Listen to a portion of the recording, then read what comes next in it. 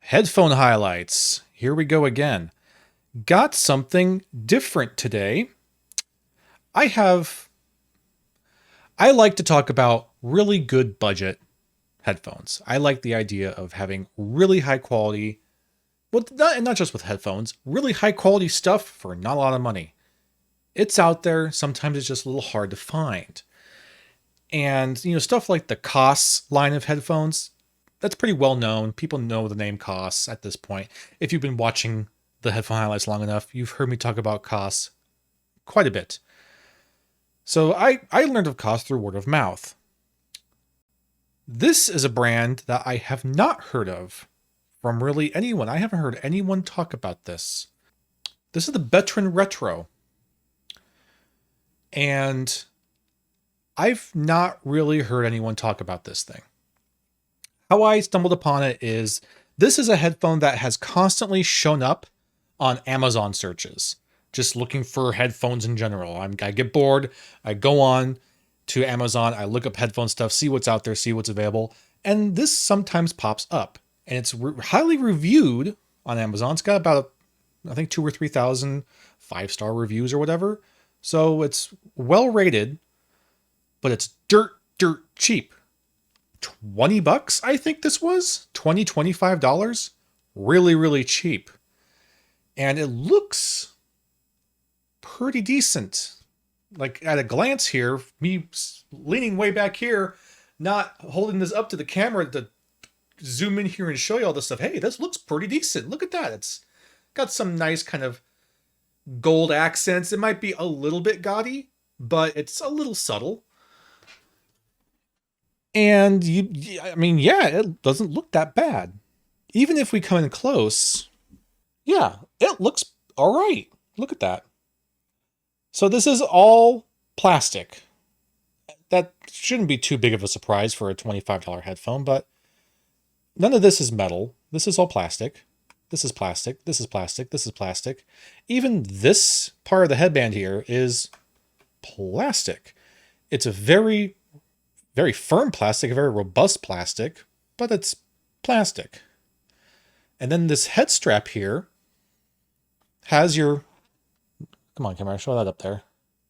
It has it pretty clear on there. You got your L for left and your R for right. And the headband it's got Betron right there on the top. It is elastic. All pretty good stuff. It's very light. I mean, with all this plastic, that's not too surprising. Very light. Even the pads seem like they got some pretty good quality going on in here. If you take a look at these pads, they're a protein leather pad. But they're, pretty soft. They're a little firm, a little dense, but they feel well made. They're not like falling apart in my hands. They're pretty well made. And the pads can be pretty easily removed too, so you can swap them out. Now, unfortunately, we do have a permanently attached cable. I hate that, but the cable that is attached is okay.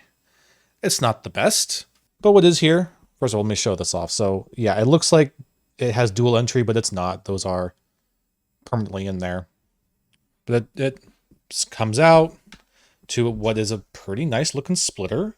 Has the brand name, the brand on there, Betron. It's gold, and then the cable comes out to a nice braided.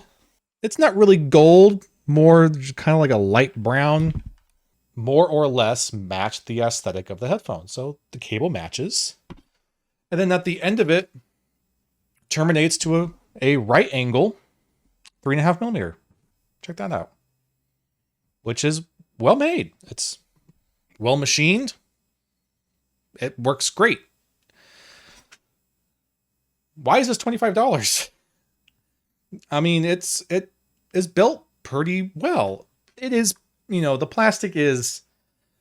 plastic looks better than I think the plastic actually is. The plastic feels very, especially the headband here, it's very firm. It's very like robust plastic, but it also just, I don't know, it feels a little bit toy-like, just a bit. But you know, it's okay. It's strange. It's very strange. So let's talk about Betron a little bit. Betron apparently is a UK brand, and they say on their website that all of their products are designed in the UK. Okay, so this was probably designed in the UK. My question is, where was it built? Where was it actually assembled? They don't say, and unfortunately, I don't have the box for this anymore, but I can't help but feel that this is actually manufactured in China. It just has that kind of China feel to it. But you know, who knows? Maybe it is also manufactured in the UK. Whatever the case, this is a UK brand.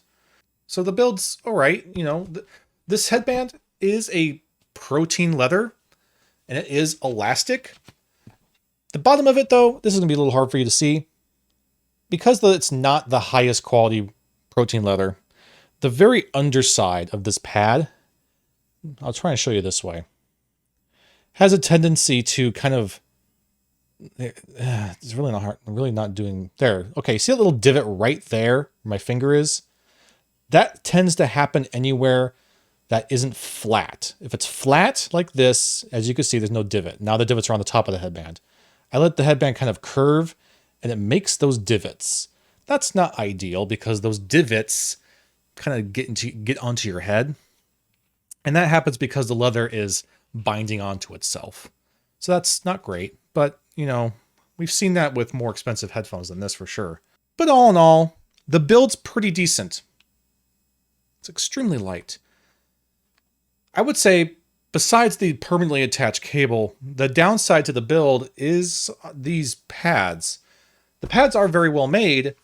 They're very soft, and they feel like much better pads than a headphone of this caliber would normally have.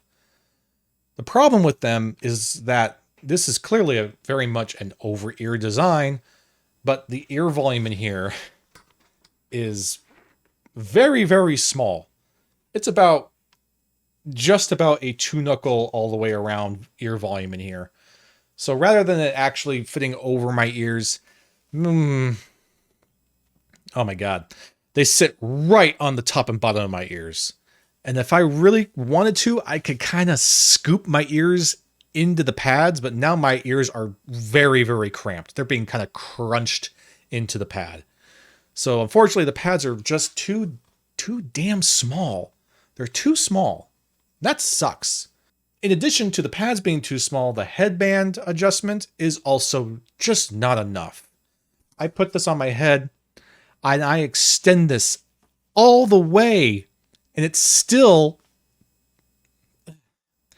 not far enough down for it to fit properly on my ear. It feels like the headphones are trying to like launch off my head a little bit. There's so much pressure pulling them back up because they're so light.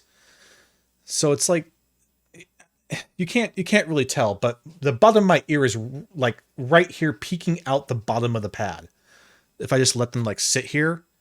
So it's not a good fit. It's too damn small. This headphone's too freaking small. If you're a kid, you're probably going to be fine. But if you're an adult, it's too small. It's just too small. And that really sucks. It could be dealt with a little bit. We'll get into that a little bit later. So comfort is really a mixed bag. The comfort strap does its job. I don't really feel like there's a lot of super pressure points up here. Everything's distributed fairly evenly. Sometimes the way that leather crumples up, it does kind of poke at my head just a little bit, but like right now it's fine. I barely notice it. What I do notice though is the clamp force, because the pads are resting directly onto my ear instead of around my ears. And also I do definitely feel this sensation of the headphone trying to force its way back upward because of the tension on the headband. If I had a small head and it rested like here, I think it'd feel okay. But I gotta have it to the absolute extreme of the elastic on the comfort strap for it to fit me at all. And it's just not a great, it's a terrible fit. I'm not gonna sugarcoat it. It's a terrible fit. They're too damn small. And that's a shame because, you know, if they adjusted a bit more, like maybe like a half an inch more downwards to give my head more room.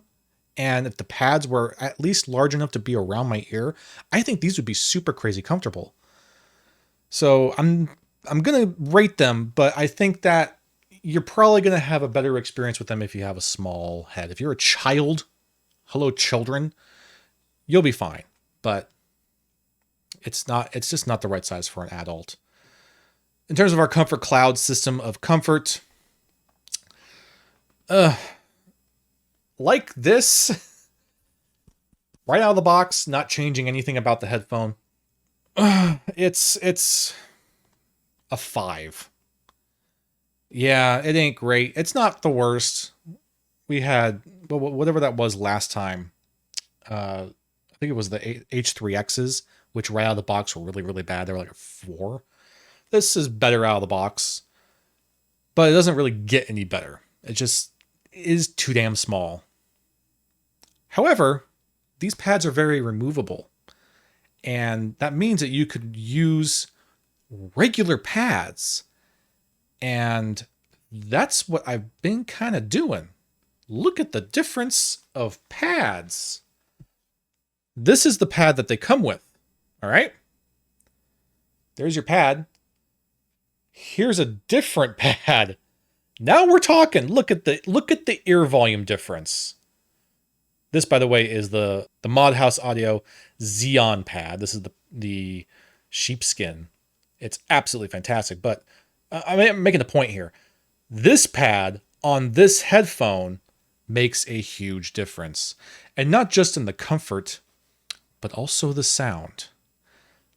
Let's talk about sound, because why I think this headphone is so freaking interesting is I think that this headphone, which again, I got totally just out of curiosity and have heard nothing about it before doing so, I think this headphone has incredible potential for the modding community.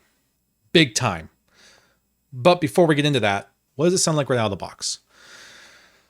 It is a closed back. Well, it's a semi-closed back, because I could still hear just a little bit of humming from my PC. I could still hear myself pretty well, hear the clicking of my fingers.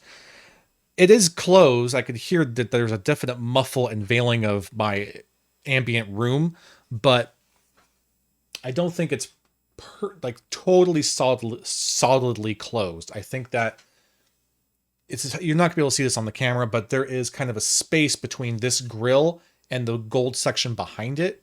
So I think there's just a little bit of pass through on this side of the driver. So I believe they are semi-open. That being said, when you're listening to something, I don't think I've really heard anything on the other side of this thing. No, I haven't. Okay. They are extremely bass heavy. Very, very, very bass heavy. A lot of really punchy, impactful sub bass.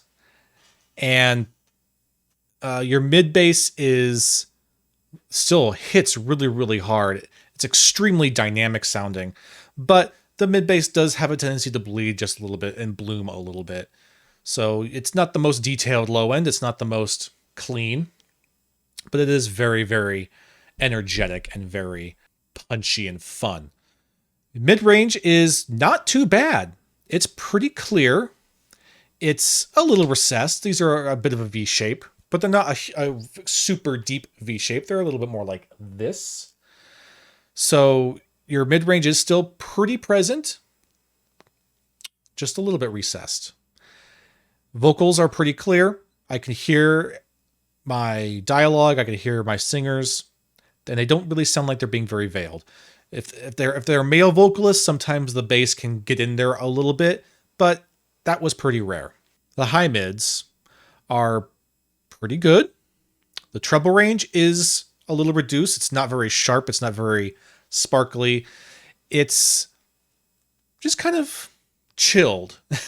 It's a very bass emphasis, overall warm, generic kind of sound.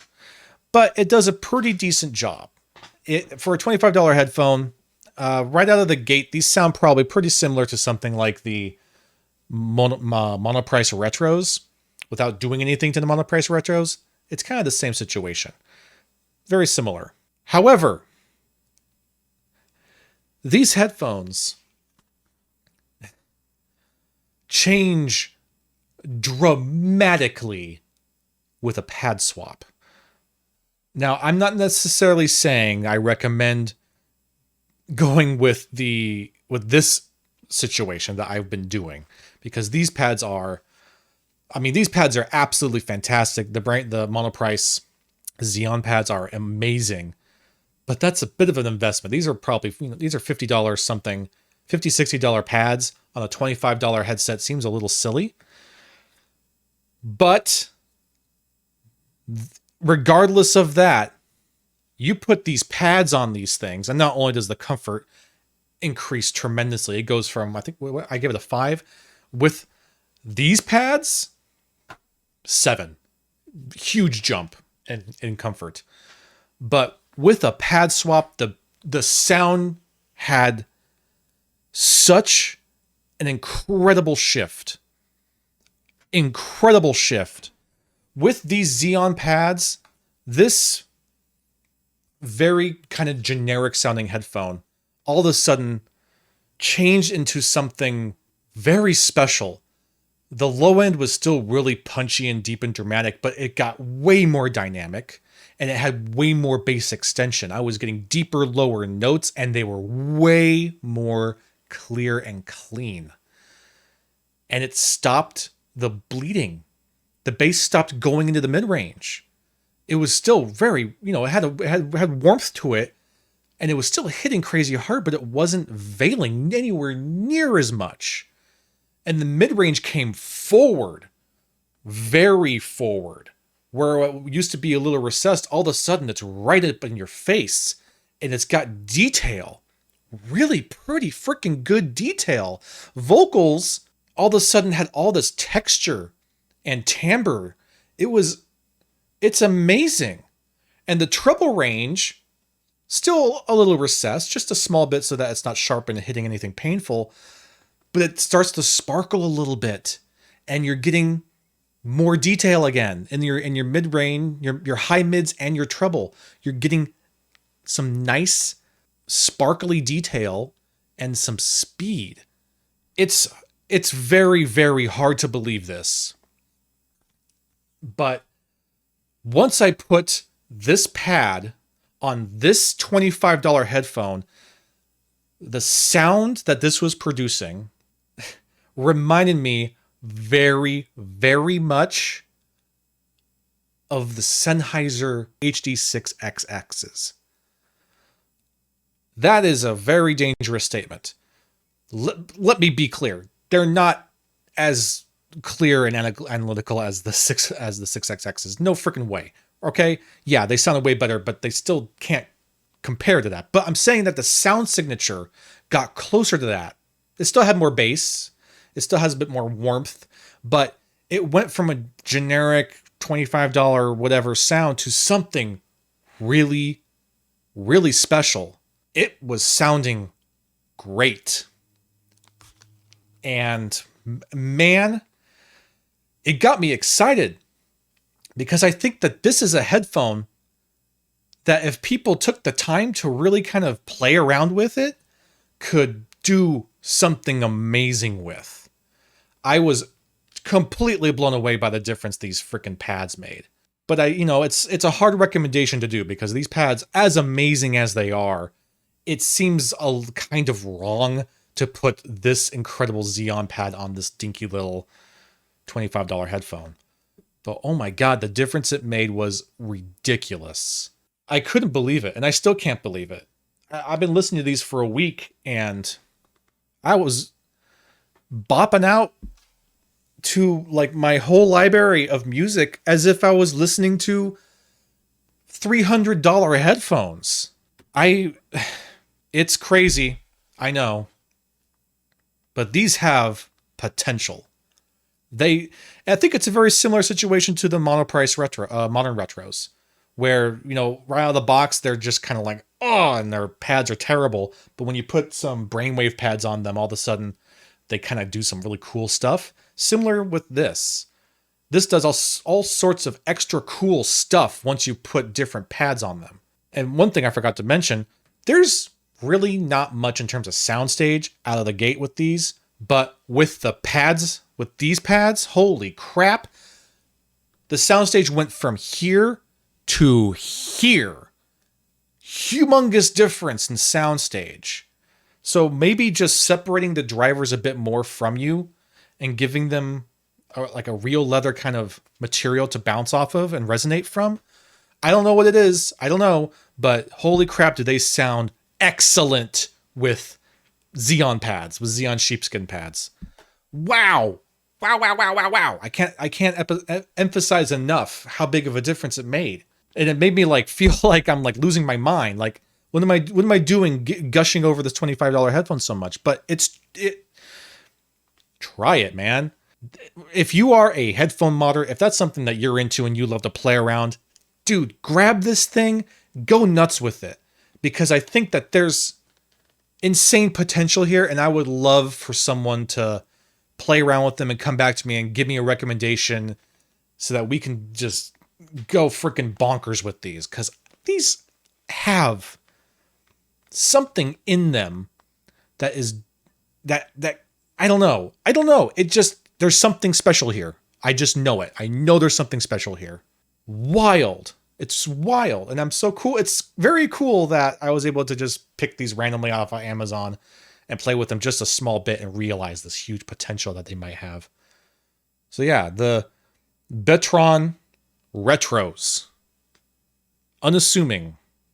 Dinky little headphones, but dude, play with them. Wild.